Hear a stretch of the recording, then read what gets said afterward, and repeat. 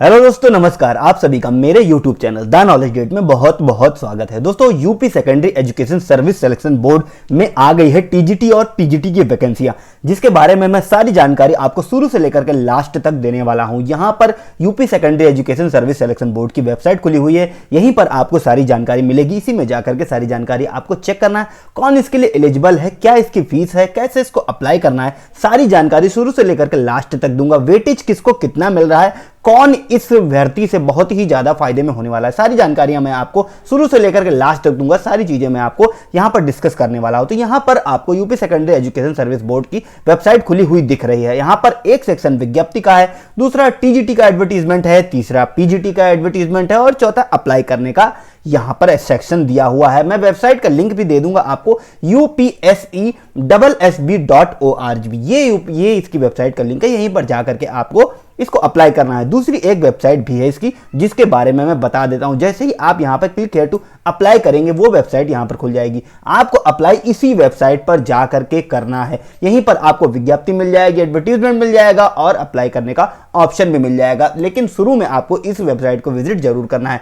विज्ञप्ति खोल करके मैं आपको दिखा देता हूं, एडवर्टीजमेंट भी खोल करके आपको दिखा देता हूं, पीजीटी का भी एडवर्टीजमेंट खोल करके दिखा देता हूं। अप्लाई के लिंक पे मैंने ऑलरेडी क्लिक कर रखा है।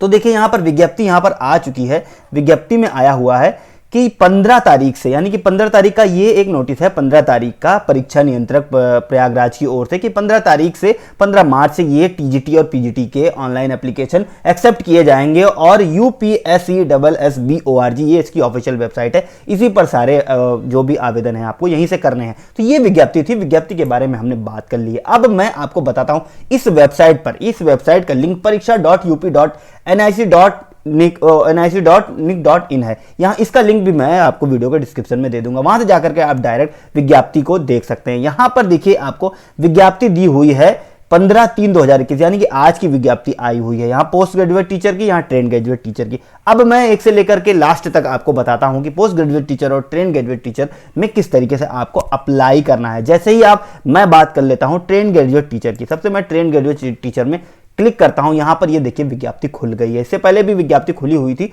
लेकिन मैं यहां पर फ्रेश विज्ञप्ति एक तो आपको खोल करके दिखा रहा हूं और बताने वाला हूं कि किस तरीके से सारी जानकारी आपको इसमें मिलने वाली है। तो यहां पर देखिए ये विज्ञप्ति इसकी खुल चुकी है। अब इसमें आपको करना क्या है ये मैं आपको बता देता हूं। तो यहां पर देखिए उत्तर प्रदेश माध्यमिक सेवा चयन बोर्ड की ओर से यहां पर ये विज्ञप्ति जारी की गई है, एडवर्टीजमेंट जारी किया गया है। पंजीकरण प्रारंभ की तिथि 16 मार्च से स्टार्ट हो गई है। ऑनलाइन आवेदन करना भी 16 मार्च से स्टार्ट हो गया है। भाग 1 की पंजीकरण अंतिम तिथि है 11 अप्रैल की। ऑनलाइन शुल्क जमा करने की अंतिम तिथि 13 अप्रैल की है और ऑनलाइन भाग 2 सबमिट करने की अंतिम तिथि 15 अप्रैल की है। फॉर्म किस तरीके से सबमिट करना है ये भी मैं आपको बताऊंगा। सारी चीजें शुरू से लेकर के लास्ट तक अभ्यर्थी द्वारा चयन बोर्ड की वेबसाइट पर ऑनलाइन आवेदन किया जाएगा। देखिए यहां पर ऑनलाइन आपको यूपीएससी पर जाकर के करना है। कैसे करना है ये भी मैं आपको बता दूंगा। सारी चीजें देखिए अभ्यर्थी को यह ध्यान रखना है कि अपनी पात्रता उसकी कंप्लीट होनी चाहिए। अगर आपको पात्रता के बारे में, यानी कि एजुकेशनल क्वालिफिकेशन के बारे में, आपकी एलिजिबिलिटी के बारे में कोई भी अगर संशय है, यानी कि कुछ भी प्रॉब्लम हो रही है, तो यहां पर उसका डायरेक्ट एक लिंक दे रखा है। आप वहां पर जाकर के चेक कर सकते हैं। जैसे मैं आपको दिखा देता हूं, यहां पर जब आएंगे आप तो यहां देखिए सारी चीजें आपको दी हुई है। अब जब आपको अप्लाई करना होगा इस वेबसाइट पर, देखिए यहां पर क्लिक हियर टू अप्लाई करेंगे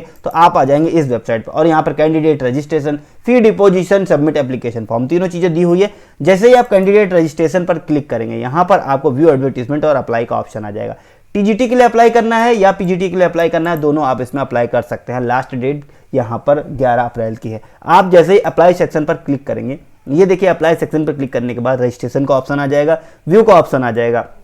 अब यहाँ पर सबसे जरूरी चीज़ यही है कि अगर आपको अपनी क्वालिफिकेशन के बारे में थोड़ा सा भी अगर डाउट हो रहा है तो यहाँ पर आप क्वालिफिकेशन व्यू कर सकते हैं। जिस भी पोस्ट के अगेंस्ट में आप अप्लाई करना चाहते हैं, सबसे सही मेथड यही है। बहुत से कमेंट आने वाले हैं, बहुत लोग को कन्फ्यूजन होने वाली है कि मेरी क्वालिफिकेशन क्या है। आगे का लोग फॉर्म खोल करके नहीं देखेंगे, पहले लोग कमेंट करने लग जाएंगे मुझे समझ में नहीं आ रहा कि मैं इसमें एलिजिबल हूं या नहीं हूं। आपको कैसे करना है, जिस भी के लिए आप अप्लाई करना चाहते हैं यहीं पर जाकर के आपको चेक करना है। बाकी वीडियोस पे और किसी के बनाए हुई चीज़ों पे बिल्कुल नहीं जाना है। यहाँ पर जैसे मैं टीजीटी साइंस के लिए अप्लाई करता हूँ तो मेरे पास क्या क्वालिफिकेशन होनी चाहिए तो मैं टीजीटी साइंस के लिए अप्लाई कर सकता हूँ। सब चीज़ यहाँ पर बहुत अच्छा वेबसाइट इन्होंने बनाया है, यूपीएससी की तरीके एकदम पूरा वेबसाइट बनाया हुआ है। आपके पास बीएससी होना चाहिए फिजिक्स से और केमिस्ट्री से, रिकॉग्नाइज यूनिवर्सिटी से, ये तो है ही है, रिकॉग्नाइज यूनिवर्सिटी से होना ही चाहिए, यानी कि बीएससी होना चाहिए फिजिक्स और केमिस्ट्री से, बीएड की डिग्री होनी चाहिए और ग्रेजुएट, या यही दो क्वालिफिकेशन आपके पास होनी चाहिए, बीएससी और बीएड। तीसरे में बोला है कि ग्रेजुएट और बीएड आपका होना चाहिए, 4 साल का बीएड आपका होना चाहिए from the concern subject mention in the qualification given in Uttar Pradesh secondary education act. मतलब बोल रहा है कि ग्रेजुएट तो आप होने चाहिए और बीएड 4 साल का होना चाहिए। किस सब्जेक्ट से होना चाहिए? जिस सब्जेक्ट के लिए आप अप्लाई कर रहे हैं। बिल्कुल भी कंफ्यूजन नहीं होना चाहिए, यानी कि टीजीटी साइंस के लिए मैं अप्लाई कर रहा हूं तो इसके लिए मेरे पास बीएड 4 साल का होना चाहिए। अब इसमें कुछ अधिमानी अर्हताएं भी हैं, यानी कि वेटेज क्वालिफिकेशन, प्रेफरेंशियल क्वालिफिकेशन, इसके भी मार्क्स हैं, इसके भी मार्क्स लास्ट में जुड़ेंगे। 25 मार्क्स इसके हैं। आप अलग से अगर आपके पास कोई क्वालिफिकेशन है, बीएड की डिग्री और LT degree from recognise university से है, एमएड की डिग्री है रिकॉग्नाइज यूनिवर्सिटी से, डी फिल की है, पीएचडी की डिग्री है, तो भी आप इसमें यहाँ पर आपको वेटेज मिलेगा। तो ये मैंने बात कर लिया कि किस तरीके से आपको एजुकेशनल क्वालिफिकेशन आपको चेक करनी है। अब हम आ जाते हैं नोटिफिकेशन पे कि इसकी जो जरूरी चीजें हैं वो क्या है।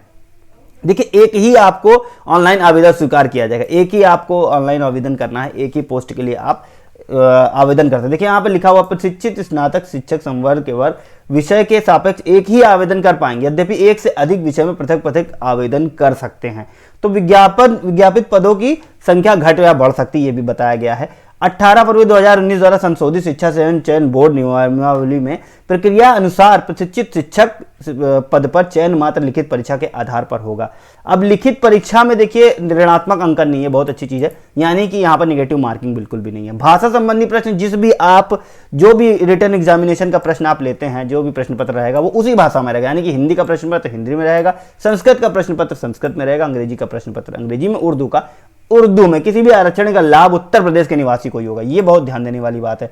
यूपी के निवासी हैं तभी आपको आरक्षण का लाभ मिलेगा, अन्यथा आप नहीं मिलेगा। हालांकि इकोनॉमिकली वर्ग जो वीकर सेक्शन है उनको यहाँ पर मिल रहा है। देखिए, आर्थिक रूप से कमजोर जो है उनको 10% आरक्षण का लाभ आपको मिलेगा।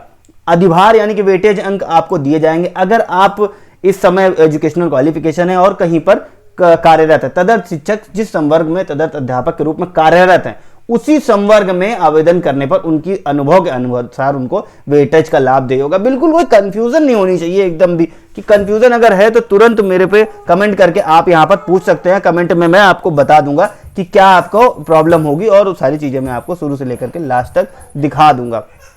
अभ्यर्थी प्रत्येक प्रकार से पूर्ण आवेदन इसके सापेक्ष शुल्क जमा करने के पश्चात ही यहां पर कर पाएगा, यानी कि 15 अप्रैल 2021 तक आपको फीस सबमिट कर देनी है। ऑनलाइन आवेदन करने की अंतिम तिथि तक आपके पास एजुकेशनल क्वालिफिकेशन होनी चाहिए। परीक्षा के अंदर mobile phone, Bluetooth, pages, calculator, ये सारी चीजें नहीं आपकी अलाउ नहीं होगी। ऑनलाइन आवेदन में कठिनाई के समाधान हेतु अभ्यर्थी प्रत्येक कार्य दिवस में 10 बजे से शाम 5 बजे तक चयन बोर्ड के हेल्पलाइन नंबर पर कॉल कर सकता है। हालांकि ये कॉल लगने वाला नहीं, आप सभी लोग जानते हैं कि इतनी जल्दी नहीं लगता है, फिर भी अगर आप इस पे कॉल कर सकते हैं तो करिएगा। अगर कोई प्रॉब्लम होती है वीडियो पे कमेंट करिएगा, मैं भी आपकी हेल्प करने की बिल्कुल कोशिश करूंगा जहां तक मुझसे पॉसिबल होगा। तो ऑनलाइन आवेदन करने के लिए जो बहुत और भी चीजें हैं कि किस तरीके से ऑनलाइन आवेदन करना है, इसमें सारी चीजें दिखी दी हुई है कि किस तरीके से आपको जाना है, इस यूजर इंस्ट्रक्शन पढ़ना है, ये सारी चीजें मैं आपको शुरू से लेकर के लास्ट तक बताने वाला हूं। ये इसमें नहीं बता रहा हूं मैं, क्योंकि मैं ये इसको डायरेक्ट आपको करके दिखाऊंगा। द्वितीय चरण, 3 चरण है इसमें, ये चलिए मैं बता देता हूँ। 3 चरण है, पहले में रजिस्ट्रेशन है, दूसरे में फीस भुगतान है, तीसरे में फॉर्म सबमिशन है। तीनों चरण में शुरू से लेकर के लास्ट तक करके दिखाऊंगा और आपको बताऊंगा ताकि आपको कोई भी कंफ्यूजन ना हो। अब देखिए यहां पर मैं बता देता हूं कि किसकी कितनी फीस लगनी है। देखिए, आरक्षित जो अनारक्षित है यानी कि सामान्य है, उनको यहां पर 700 रुपए फीस लगनी है आवेदन शुल्क की, और ऑनलाइन प्रक्रिया की यानी कि ऑनलाइन प्रक्रिया की 50 रुपए फीस रहेगी, 750 रुपए टोटल लगेगा। इकोनॉमिकली वीकर सेक्शन की 450 रुपए, अन्य पिछड़ा वर्ग यानी कि ओबीसी की 750 रुपए, एससी की 450 रुपए, एसटी की 250 रुपए।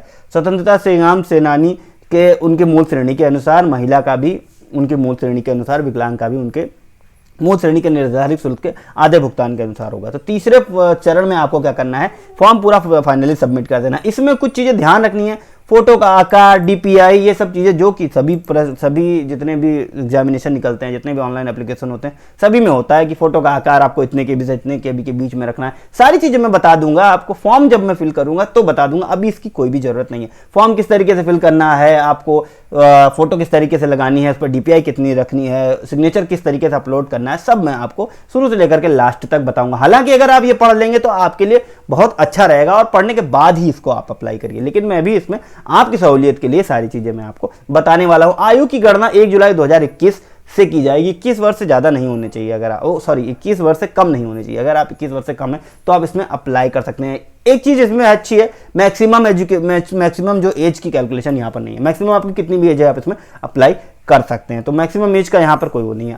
अब यह आवेदन पत्र प्राप्त करने की लास्ट डेट तक आपके पास एजुकेशनल क्वालिफिकेशन होनी चाहिए। शैक्षिक योग्यता सबसे बड़ा कंफ्यूजन इस वैकेंसी में होने वाला है।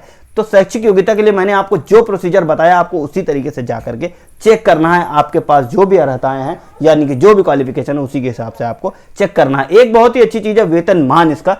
प्रशिक्षित स्नातक शिक्षक संवर्ग का वेतनमान 44,900 से 1,42,400 का है और 7th पे का इसका ग्रेड लेवल 4600 रुपए इसका यहाँ पर ग्रेड पे है, यानी कि अच्छी खासी एक सैलरी होने वाली है। 44,900 में लगभग आपकी 90,000 प्लस सैलरी जाएगी। एक मोटा मोटा मैं लगभग में बता रहा हूं। आरक्षण का लाभ सिर्फ उत्तर प्रदेश के निवासी को ही होगा, यह बात ध्यान रखिएगा आप।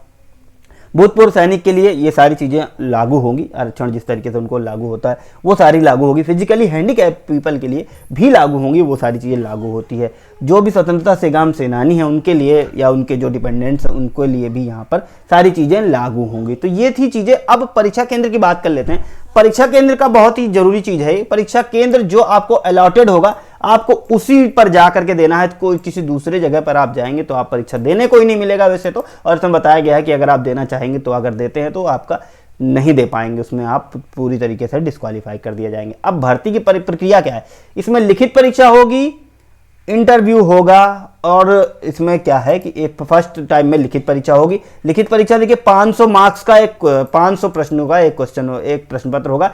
125 प्रश्न होंगे, 4 अंक का एक प्रश्न होगा, कोई भी नेगेटिव मार्किंग नहीं है। फिर से बता देता हूं, रिटर्न एग्जामिनेशन 500 अंक का होगा, 125 क्वेश्चन होंगे, 4 मार्क का एक क्वेश्चन होगा, कोई भी नेगेटिव मार्किंग नहीं होगी। 2 घंटे की समय अवधि होगी। मल्टीपल ऑप्शन क्वेश्चन होंगे, यानी कि बहुविकल्पीय क्वेश्चन होंगे। आपको OMR शीट होगी, कंप्यूटर बेस्ड टेस्ट नहीं होगा। OMR शीट होगी, OMR शीट को आपको भरना है, गोले को काली स्याही से भरना है। ये तो सारी चीजें आप जानते ही होंगे OMR शीट कैसे भरी जाती है।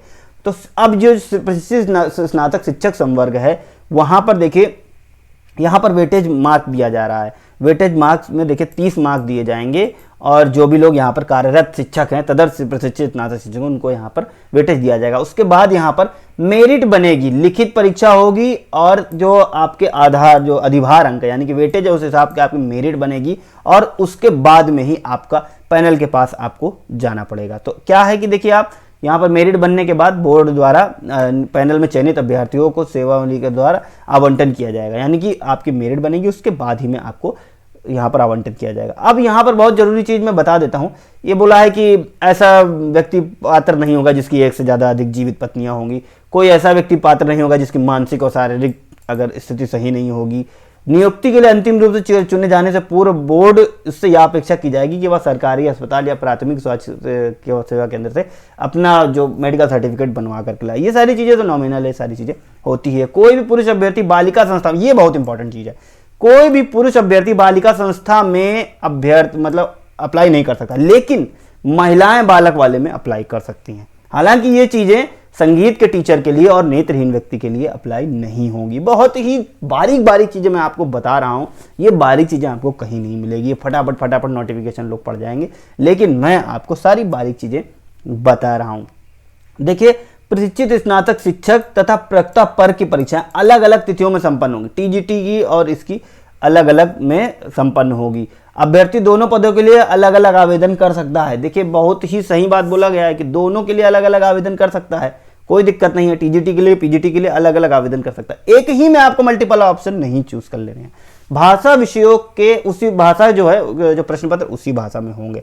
अब देखिए, अभ्यर्थियों के लिए महत्वपूर्ण यहाँ पर अनुदेश दिए हुए हैं। ये सभी क्वेश्चन पेपर में होता है। कोई आपको दुर्व्यवहार नहीं करना है, नकल नहीं करना है, ये सारी चीजें। चयन का बोर्ड लास्ट अंतिम अनुसार मान होगा उसका, तो ये सारी चीजें हाई स्कूल के जो मार्कशीट के अनुसार ही आपकी जन्म तिथि मान्य होगी, नाम भी उसी तरीके से होगा। ये कॉमन चीजें हैं जो चीजें आपको बता दिया है। अब आवेदन के पहले देखिए, ये बहुत ही इंपॉर्टेंट यहाँ पे भी बार बार बता रहा है कि अभ्यर्थी के और अनहर यानी कि एलिजिबल और एलिजिबल के लिए यहाँ पर शिक्षा चयन बोर्ड का निर्णय अंतिम एवं सर्वमान्य होगा। अगर आपके पास कोई ऐसा राष्ट्रीय स्तर का खेलकूद प्रतियोगिता है तो आप इसमें बिल्कुल अप्लाई करिए, आपको यहाँ पर अच्छा खासा रिजर्वेशन मिलने वाला है। अब यहाँ पर कुछ फॉर्मेट्स दिए हुए हैं, इसी फॉर्मेट्स के अकॉर्डिंग होते हैं। हालांकि जो फॉर्मेट आपके पास होंगे आपके सर्टिफिकेट के वो भी यहाँ पर चल जाएंगे। सारी चीज़ें देखिए यहाँ पर फॉर्मेट दिया हुआ है। फिजिकली हैंडीकैप पीपल का अलग से फॉर्मेट यहाँ पर दिया हुआ है। देखिए यहाँ पर चीफ मेडिकल पर्सन से आप यहाँ पर उसको करके आपको देना पड़ेगा। यानी कि अब मैं बात कर लूँ कि कितनी पोस्ट है इसमें। मैंने बता दिया 15,000 से भी ज़्यादा पोस्ट है, लेकिन देखिए अब यहाँ पर प्रशिक्षित स्नातक शिक्षक संवर्ग बालक वर्ग में कितनी पोस्ट है, 11,195 पोस्ट है। और प्रशिक्षित स्नातक शिक्षक बालिका वर्ग में कितनी पोस्ट है, बालक वर्ग में है और बालिका वर्ग में 1408 पोस्ट है। यानी कि यहाँ पर टोटल आपको दिख रहा है कि 15,000 से ज़्यादा पोस्ट है। अब प्रशिक्षित स्नातक शिक्षक पद हेतु शैक्षिक अर्हता, जो चीज़ मैंने आपको बताया था वो देखिए यहाँ पर भी है। आप इस चार्ट से भी पता कर सकते हैं और वहाँ से जा करके भी पता कर सकते हैं। पोस्ट जो मैंने बताया वहाँ से ज़्यादा सही है। इस चार्ट से तो थोड़ा सा कन्फ्यूजन भी हो सकती है, लेकिन आप वहाँ से जा करके पता करेंगे तो सबसे ज़्यादा सही है। इस चार्ट से भी मैं बता देता हूँ आपको कि विषय देखिए हिंदी, गणित, गृह विज्ञान, उर्दू, अंग्रेजी, संस्कृत, वाणिज्य, कृषि, इस कला, इतने में किसी में भी आप अप्लाई कर सकते हैं। अब अप्लाई कैसे करना है वो मैं आपको बता दूंगा। कौन अप्लाई कर सकता है ये मैं अभी बताने जा रहा हूँ। एजुकेशनल क्वालिफिकेशन क्या होनी चाहिए, उसके बाद बीए अगर है हिंदी और संस्कृत के साथ इंटरमीडिएट या समकक्ष परीक्षा और बीएड कर रखा है। ये बहुत उल्टा पुल्टा दे रखा है, पहले इंटरमीडिएट बोलना चाहिए, इंटरमीडिएट कर रखा है, बीए करा है हिंदी और संस्कृत के साथ और आपके पास बीएड की डिग्री है तो आप इसमें अप्लाई कर सकते हैं। कोई भी कंफ्यूजन नहीं होनी चाहिए इसमें। थोड़ा सा उल्टा बीए होना चाहिए फिर इंटरमीडिएट, इस तरीके से नहीं, इंटरमीडिएट होना चाहिए, बीए होना चाहिए और बीएड होना चाहिए। आप इसमें अप्लाई कर सकते हैं, बहुत ही ध्यान देने वाली चीज है। या फिर बीए हिंदी में होना चाहिए और संस्कृत विषय के साथ अथवा समकक्ष परीक्षा एवं बीएड या अन्य समकक्ष डिग्री, यानी कि बीएड होना चाहिए और बीए होना चाहिए तो भी आप इसमें अप्लाई कर सकते हैं। हालांकि यहाँ पर इंटरमीडिएट तो होना ही चाहिए। अनिवार्य शैक्षिक योग्यता जो जब बहुत मतलब जरूरी है, जिसके बिना आप नहीं अप्लाई कर सकते, बीएड या समकक्ष डिग्री। बीएड नहीं है आप इसमें अप्लाई नहीं कर सकते, यानी पोस्ट ग्रेजुएशन भी आपने किया है, पीएचडी भी किया है, तब भी आप इसमें अप्लाई नहीं कर सकते। पर्टिकुलर इस पोस्ट की मैं बात कर रहा हूँ। आप यहाँ पर बीएड आपके पास होना चाहिए। अब यहाँ पर वरीयमान यानी कि अधियमान है, वेटेज जो है आपके पास मिलेगा। अगर ये बीएड है, एमएड किया है तो आपको वेटेज मिलने वाला है, पीएचडी किया है तो आपको वेटेज मिलने वाला है। ध्यान दीजिएगा, वेटेज मिलेगा, ना कि आप एजुकेशनल क्वालिफिकेशन के लिए इसके एलिजिबल हो जाएंगे। पीएचडी आपने किया है तो सिर्फ आपको वेटेज मिलेगा। बीएड आपका होना ही होना चाहिए। किसी राष्ट्रीय स्तर की खेलकूद परीक्षा में भाग लेने का प्रमाण पत्र है तो भी आप यहाँ पर अप्लाई कर सकते हैं। सेम चीज है गणित के लिए, बीए किया है, बीएससी किया है गणित से, बीएड किया है। देखिए ये तो हो गया क्वालिफिकेशन आपका, बीए होना चाहिए, बीएससी होना चाहिए गणित से, बीए या फिर बीएससी होना चाहिए, और ये तो आपका क्वालिफिकेशन हो गया। ये आपका पढ़ाने का कोर्स हो गया, यानी कि जो ट्रेनिंग का हो गया, बीएड होना चाहिए, ट्रेनिंग के लिए बोल रहा है बीएड चाहिए। ये आपकी क्वालिफिकेशन हो गई, बीएड आपकी ट्रेनिंग हो गई, और ये है वेटेज आपको मिल रहा है। बीएड, एमएड, पीएचडी किया है तो आपको वेटेज मिलेगा। गृह विज्ञान का भी सेम है।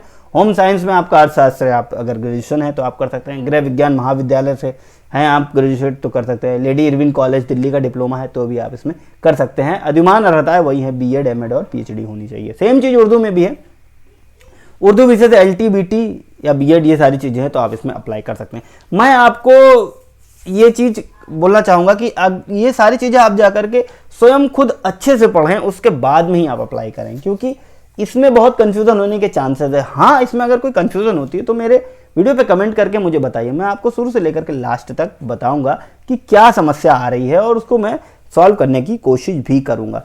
तो अभी यहाँ पर मैंने बता दिया कि एजुकेशनल क्वालिफिकेशन क्या थी। अब देखिए यहाँ पर कुछ बहुत ही ऐसे अधिनियम आ गए हैं कि शारीरिक अक्षमता वालों के लिए और SC ST के लिए, तो ये सारी चीज़ें आप यहाँ पर जाकर के पढ़ सकते हैं। हालांकि बहुत ज़्यादा ही आपको यहाँ पर जानने की जरूरत नहीं है। अगर आपकी चिकित्सीय यानी कि मेडिकल फिटनेस है आपके पास तो बहुत आपको परेशान होने की ज़रूरत यहाँ पर नहीं है। पूरा नोटिफिकेशन मैंने शुरू से लेकर के लास्ट तक आपको बताया है।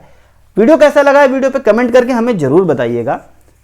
अगर पसंद आया है तो लाइक जरूर कर दीजिएगा, चैनल को सब्सक्राइब जरूर कर दीजिएगा, बेल आइकन का बटन दबा करके ऑल पे जरूर क्लिक करिएगा, ताकि इसी तरीके की जो सबसे पहली लेटेस्ट वैकेंसी है वो आपके सामने सबसे पहले आ सके।